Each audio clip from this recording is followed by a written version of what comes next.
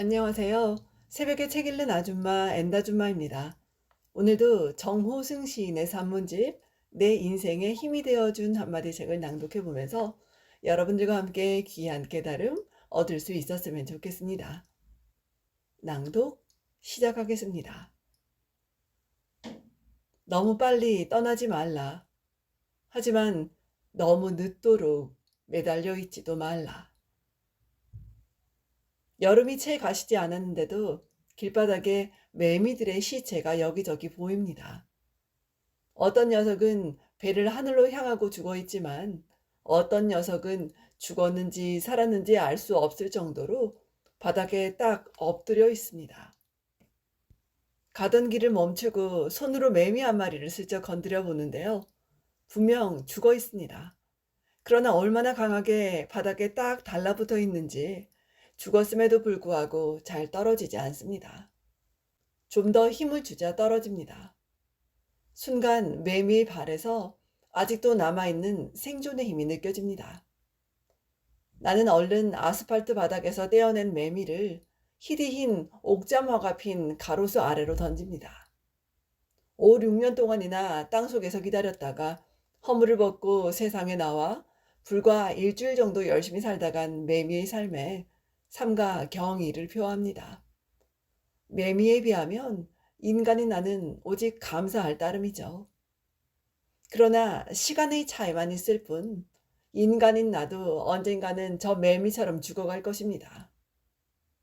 매미의 시체를 형제처럼 받아들여준 저 옥잠화가 플라타너스 아래로 화려하게 보랏빛 꽃을 꽃 피운 저 맹문동이 여름이 가고 가을이 깊어가면 죽어가듯이 나도 언젠가는 그 뒤를 따라갈 것입니다. 길을 건너 지하철역으로 향했어요. 무심코 노약자용 엘리베이터를 타려고 기다리는데 문 앞에 작은 바퀴벌레 한 마리가 기어갑니다. 아니 어쩌자고 여기까지 왔단 말인가. 형제 자매는 다 어디 두고 하필이면 위험천만한 여기 엘리베이터 문 앞에서 서성거리고 있단 말인가. 사람들 발에 밟혀 죽을까봐 잠옷 걱정이 됩니다. 나는 엘리베이터 문이 열리기를 기다리는 동안 그가 문 앞을 빨리 지나가 주기를 간절히 바랐습니다. 그러나 그는 방향 감각을 잃은 듯 제대로 움직이지 못하고 제자리를 맴돌기만 합니다. 내가 손으로 집어 다른 곳으로 옮겨줄까 하다가 그대로 가만히 있고 맙니다. 살 수 있겠지. 뭐 죽지 않을 거야. 그런 생각을 하는 순간 문이 열리고 사람들 몇 명이 엘리베이터 안에서 걸어 나옵니다. 다행히 사람들이 다 내릴 때까지 아무도 바퀴벌레를 밟지 않고 비켜가요. 나는 빨리 엘리베이터 안으로 들어가 들어오는 사람들을 살핍니다. 다른 사람들은 아무도 그곳에 바퀴벌레가 있는지 모릅니다. 한 사람, 두 사람, 세 사람이 들어오는 동안 바퀴벌레를 밟지 않고 들어옵니다. 그런데 네 번째 사람이 들어오면서 샌들 씨는 발로 무심코 바퀴벌레의 한쪽 끝을 밟아버립니다. 바퀴벌레는 금세 옆구리가 터지고 그대로 바르르 온몸을 떱니다. 순간 바퀴벌레의 죽음의 고통이 내게 전해지더라고요. 결코 그렇게 할 수 없음을 뻔히 알면서도 내가 다른 데로 옮겨줄 걸 잘못했다고 후회합니다. 그러면서 그 바퀴벌레가 나 자신과 무엇이 다를 바 있단 말인가 하고 생각해 봅니다. 눈앞에 죽음이 있는데도 모르고 기어다니다가 한 여인의 발에 밟혀 죽어버린 바퀴벌레와 언제 죽을지도 모르고 살아가는 나 자신이 전혀 다를 바가 없다는 생각이 들더라고요. 그러나 인간에게만 죽음이 있다고 생각해 보면서 다시 부정해 봅니다. 오직 인간만이 죽을 줄 안다. 인간 이외의 다른 생물들의 죽음은 죽음이 아니다. 단지 없어지는 것뿐이다 라고 생각하면서 바퀴벌레의 죽음과 나의 죽음을 구분하고 스스로를 위안해 봅니다. 그럴 것 같습니다.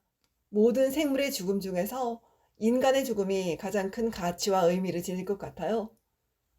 인간의 죽음과 한 마리 벌레의 죽음이 같은 무게를 지닐 수는 없잖아요. 만일 그렇다면 벌레의 삶이 우리 인간의 삶과 같아야 하는데 벌레의 삶은 그렇지 못합니다. 우리가 죽음을 두려워하는 것은 삶을 마치 소유물처럼 생각하기 때문이 아닐까요? 저도 내 삶을 내가 소유하고 있다고 생각합니다. 소유하고 있다고 생각하니까 잃거나 빼앗기고 싶지 않습니다. 언젠가는 그렇게 될 줄 알지만 가능한 한 소유할 수 있을 만큼 소유하고 싶습니다. 지금도 그리 빠른 것은 아니지만 너무 빨리 삶을 잃게 되고 싶지는 않아요. 지난 시대에 우리의 많은 젊은이들이 시대와 역사를 위하여 죽어갔으나 저는 그 죽음을 떠올릴 때마다 너무 젊은 죽음이어서 슬픕니다. 오늘 우리가 누리는 민주적 삶이 그들의 죽음이 밑거름이 되어 이루어졌다 하더라도 오직 안타까울 뿐입니다. 신은 가장 아름다운 꽃을 가장 먼저 꺾습니다. 그렇지만 그 누구도 너무 빨리 꺾여지지 않았으면 하죠. 그러나 너무 오래 매달려 있어서도 안 됩니다.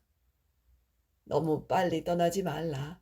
하지만 너무 늦도록 매달려 있지도 말라. 모리와 함께한 화요일에서 모리 교수가 한 이 말은 지금 제 가슴 속에 깊게 새겨져 있습니다. 사람은 적당한 때에 떠나야 한다. 제 어머니가 늘 하시는 말씀과 똑같은 말씀입니다. 제 어머니가 늘 하시는 말씀과 똑같은 말입니다. 저도 적당한 때에 떠날 수 있게 되기를 기도합니다. 너무 오래 매달려 있고 싶지 않아요. 첫눈이 내리는데도 떨어지지 않고 있는 붉은 홍시가 그리 아름답던가요? 초라할 뿐입니다. 차가운 겨울바람이 불어오는데도 웬일인지 떨어지지 않고 있는 나부되고 있는 나뭇잎이 그리 아름답던가요? 인생은 어느 곳에서 출발했느냐가 중요한 게 아니라 어느 곳에서 끝 마쳤느냐가 더 중요합니다. 삶의 평가는 죽음을 맞는 태도에서 내려지죠. 인간은 선한 삶을 살수록 죽음에 대한 두려움이 적어집니다. 나뭇잎은 땅에 떨어지는 일을 두려워하지 않아요. 나뭇잎은 겨울이 올 때까지 나뭇가지에 매달려 있기를 원하지 않습니다.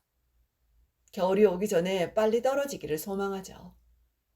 그 소망이 이루어진 낙엽은 차디찬 겨울에 땅 위를 나뒹굴며 조금도 죽음을 두려워하지 않습니다. 꽃도 그렇습니다. 활짝 피어있는 것만이 꽃이 아니라 시들시들 지고 있는 것 또한 꽃입니다. 살아가는 모습이 바로 죽어가는 모습인 것입니다.